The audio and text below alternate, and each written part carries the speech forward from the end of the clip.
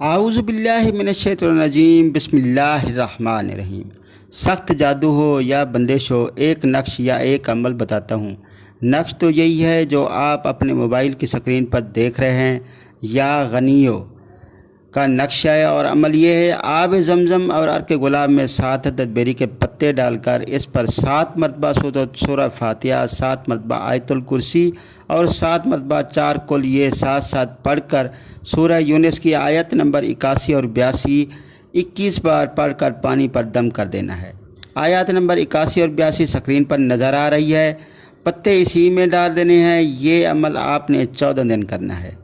اسی پانی پر اس پانی کو دن میں 3 وقت پینا ہے، صبح، دوپہر اور شام کو۔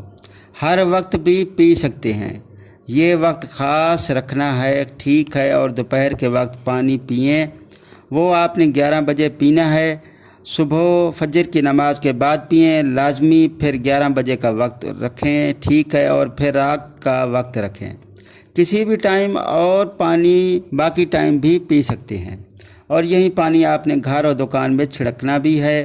اور یہ جو نقش ہے، آپ نے ایک عدد نقش لکھ کر اپنی دکان میں رکھ لینا ہے، اور ایک نقش اپنی جیب میں یا پرس میں رکھ لینا ہے۔ اور اس کے ساتھ ساتھ ایک اور عمل بھی بتاتا ہوں، آپ دوست عمل کریں۔ آپ نے یہ عمل کرنا ہے، اور ہمارے بزرگوں کے تصرف میں یہ عمل صدیوں سے چلا آ رہا ہے۔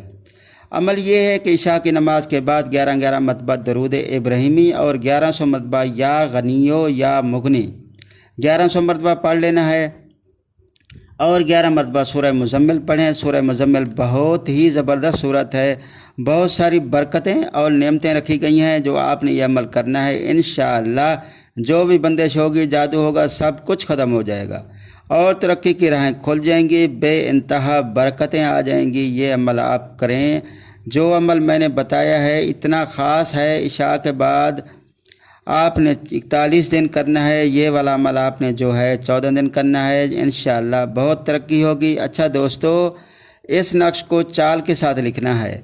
دیکھیں، پہلی لائن میں لکھا ہوا ہے 257، دوسری لائن میں تیسرے ڈبے میں لکھا ہوا ہے 258، تیسری لائن کے چوتھے ڈبے میں لکھا ہوا ہے 259، چوتھی لائن میں چوتھے ڈبے میں 260، پھر اس کے ساتھ 261، 262 یعنی 273 تک آپ نے لانا ہے۔